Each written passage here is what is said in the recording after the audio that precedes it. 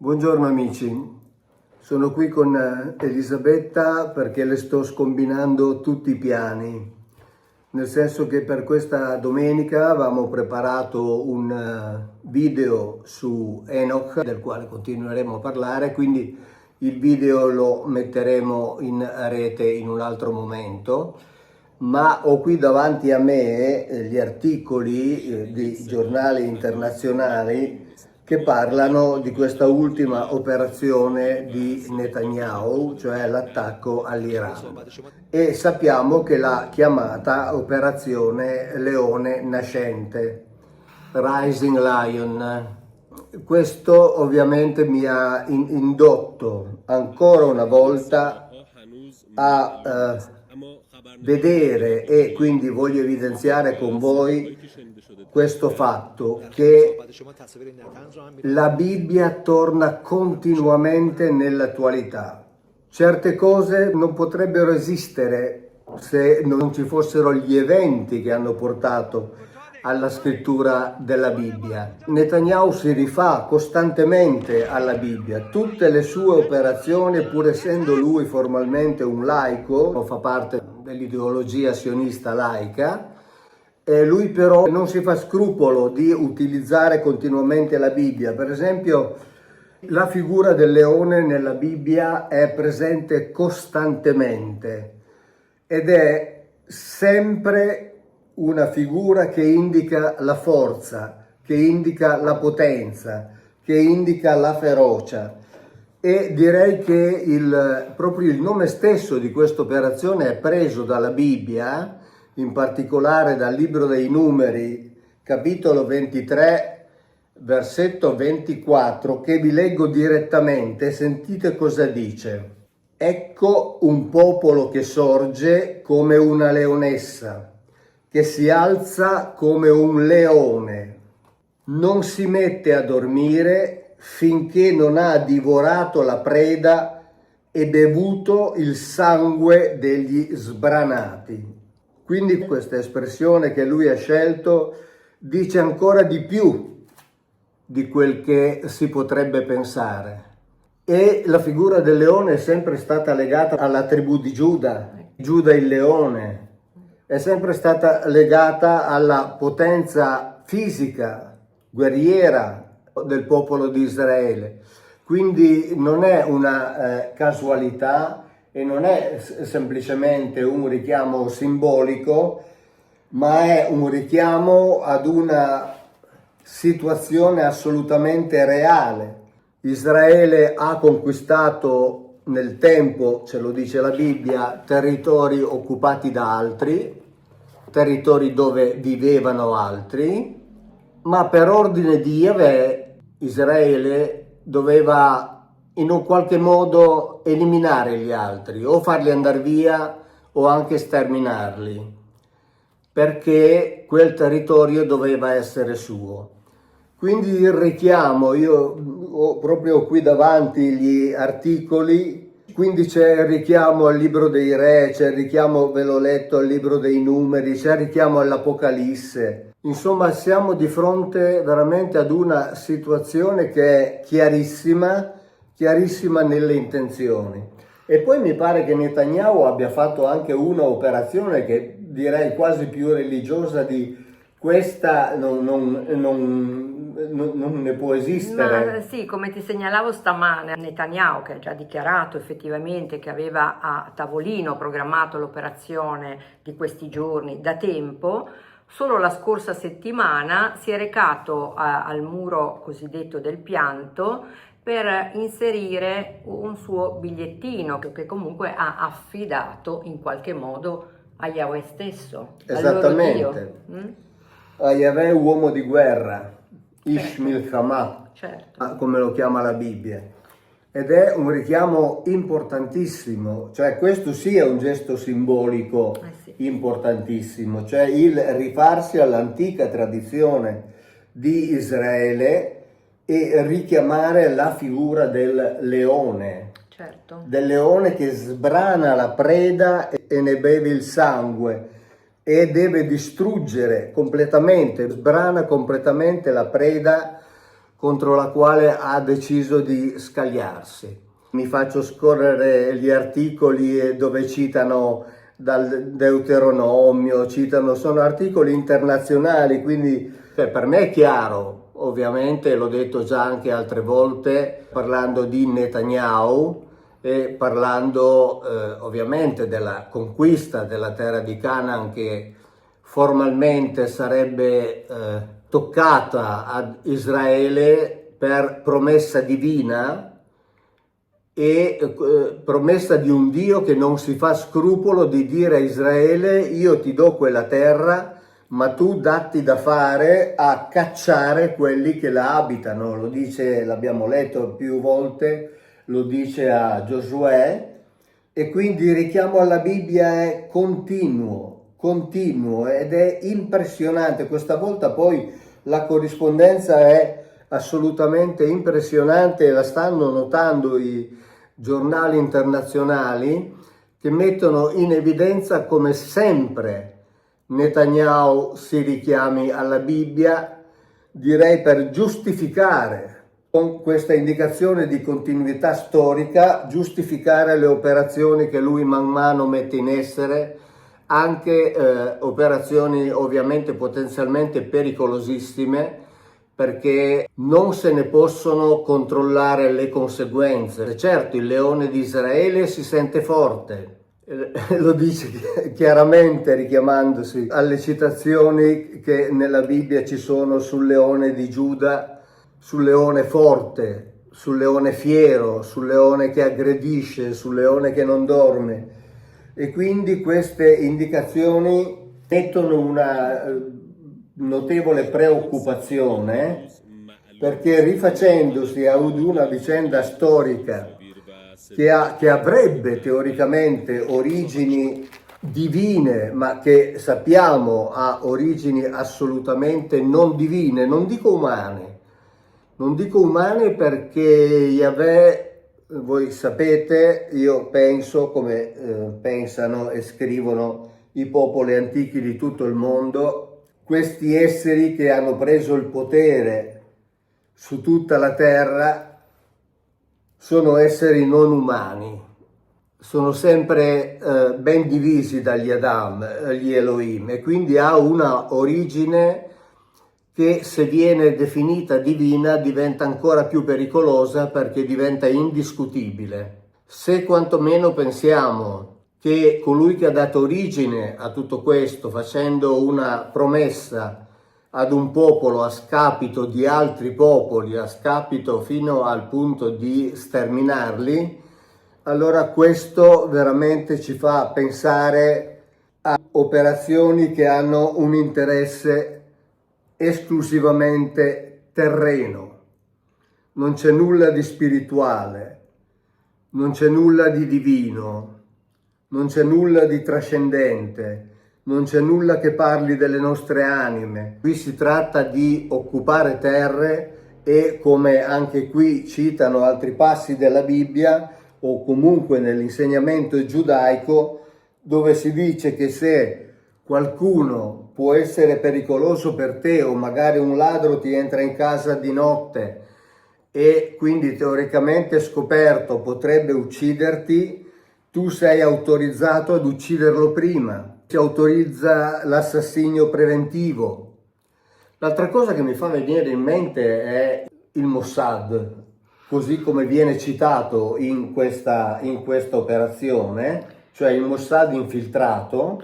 In questa operazione ha avuto un esito da parte loro decisamente brillante, cioè abbiamo capito che è entrato tra le schiere nemiche, chissà da quanto tempo, da quanti anni, per poi emergere con una operazione a sorpresa proprio nel territorio iraniano. Certo. Quindi, come hai già fatto notare tu, è sicuramente una grande squadra. Esatto, e questo mi fa tornare in mente la vicenda del 7 ottobre, cioè di quell'attacco palestinese fatto con motociclette o poco più, e il fatto che il Mossad, che ha infiltrati ovunque, non ne sapesse nulla e questa risulti come una sorpresa da cui Israele si sia drammaticamente risvegliato e quindi poi con tutto quel che ne è successo, con tutte le reazioni che vengono adesso condannate un po' da tutto il mondo perché non sono proporzionali a quella che è stata l'azione.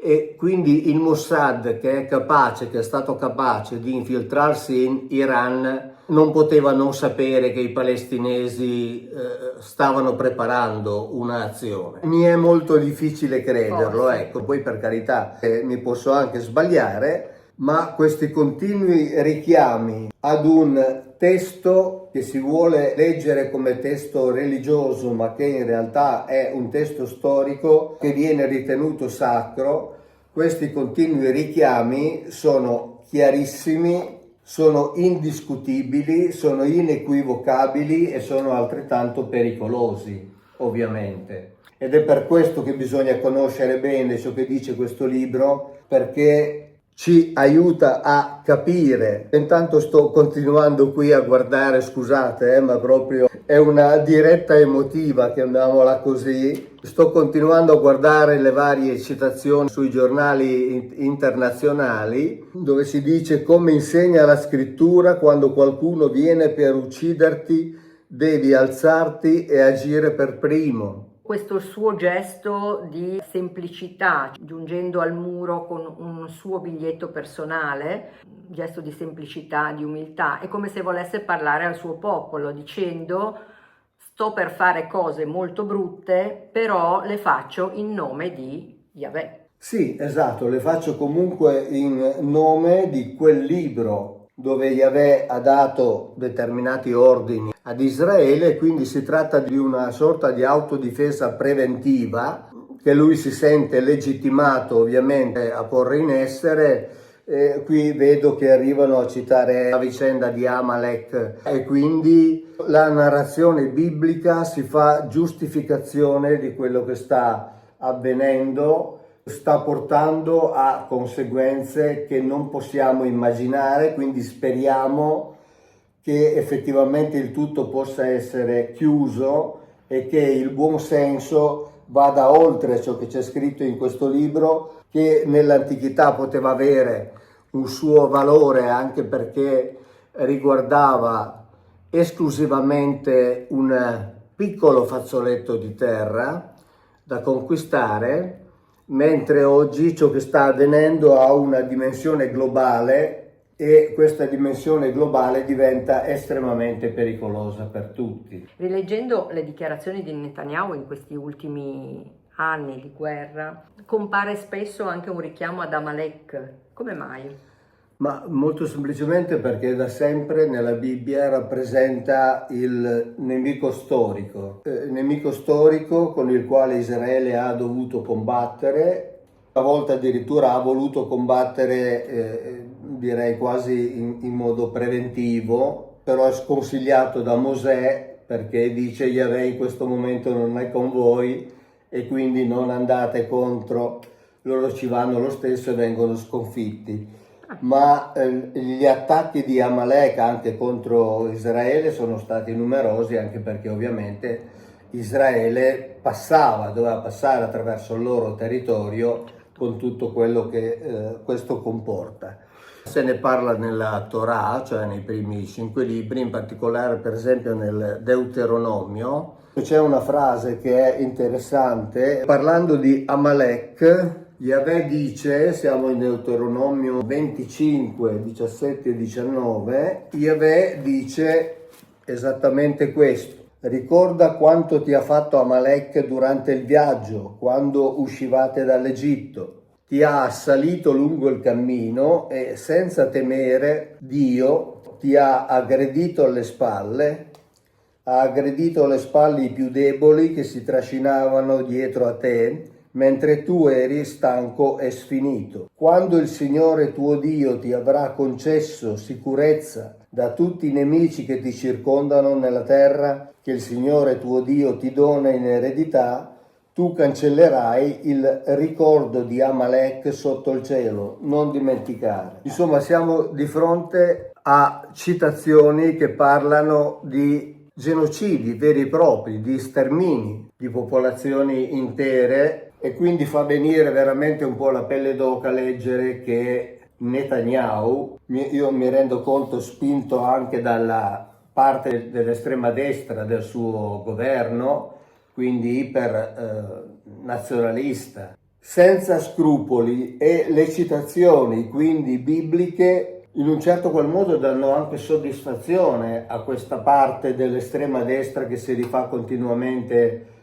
alla Bibbia, e quindi non ha certo richiami alla pietà o rimorsi nel compiere certe azioni. Quindi questo volevo segnalare in sostanza, perché sta avvenendo proprio adesso e sta avvenendo in un mondo globalizzato, dunque, dove ogni azione di questo tipo diventa pericolosa per tutti, perché poi a qualcuno viene voglia di andare oltre, e se si va oltre poi si perde totalmente il controllo di ciò che si sta facendo e di ciò che anche magari si era preventivato. Sarei veramente curioso di sapere cosa ha scritto Netanyahu in quel biglietto che ha inserito nel muro del pianto, come fanno tutti i fedeli, come fanno i veri fedeli del giudaismo, che comunicano, diciamo così, con Yahweh, mettendo le loro richieste nelle fessure del muro del pianto, cioè quindi dell'ultima parte del Tempio di Gerusalemme che è rimasto. Sì, io ho avuto la fortuna di visitare Gerusalemme in tempi di relativa pace,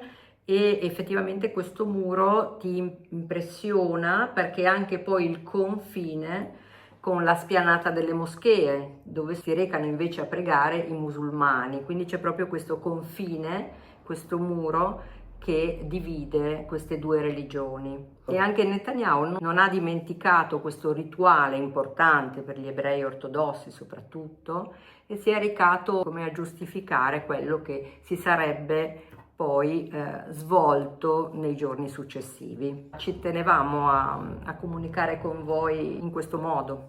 Dico bene, Mauro? Certamente, e anche per far capire quanto sia importante tenere gli occhi ben aperti sulla Bibbia, perché la Bibbia non ci parla solo del passato, ma ciò che c'è scritto lì, purtroppo per drammatica combinazione, combacia con ciò che sta avvenendo nel presente e non so per il futuro, ecco, diciamo così. Quello che è importante sono appunto i riferimenti continui alla Bibbia.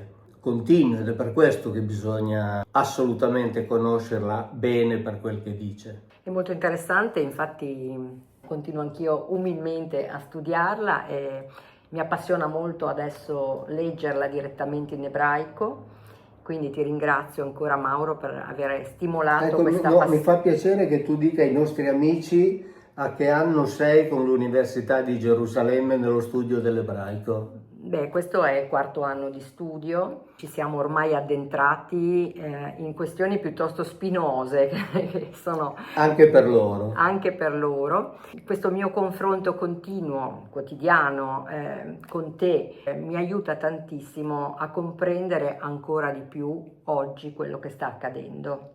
Anche perché da quel che mi racconti quando ne parliamo, hai degli insegnanti anche molto aperti. Assolutamente, sono dedicati proprio alla lettura letterale del testo originale. Ora stiamo analizzando anche frammenti del testo rinvenuto a Qumran. Mi stanno facendo comprendere quanto è importante leggere il messaggio originale e non quello teologico. D'altronde sono studiosi, procedono in maniera scientifica. Mi fa piacere ricordare quel tuo insegnante che ha detto che lui segue la religione giudaica perché Yahweh è uno che si sporca le mani per il suo popolo, sì, mette le mani nel sangue in sostanza. E quindi questo è di una attualità incredibile. Perdonatemi il sorriso, non è ovviamente il caso, soprattutto in questo momento, ma Mauro si riferisce a un insegnante di origine orientale che ha abbracciato la religione ebraica, in effetti, quindi veramente un capovolgimento, se vogliamo, rispetto alle sue tradizioni, e ora vive in Gerusalemme, convinto perché amava l'idea di essere protetto da una divinità, e durante i suoi studi ha ritenuto il Dio più affidabile questo Yahweh, perché dice: è uno che se c'è bisogno si sporca le mani per i suoi, e forse possiamo dire che anche per Netanyahu Questa è esattamente la stessa cosa. Purtroppo sono momenti drammatici, seguiremo tutte le evoluzioni, comunicheremo con voi le riflessioni legate proprio a attualità e Bibbia, quindi grazie Mauro davvero per questo tuo insegnamento. E poi torneremo alla programmazione normale che ti ho stravolto per questa settimana. Adesso... Insomma, ne è venuto fuori una chiacchierata senza un minuto di preparazione, cioè proprio ho detto dobbiamo assolutamente parlarne perché i riferimenti sono troppo chiari, troppo evidenti, troppo palesi per passarli in sottordine. Assolutamente, grazie. Ciao, grazie, alla prossima. Ciao a tutti.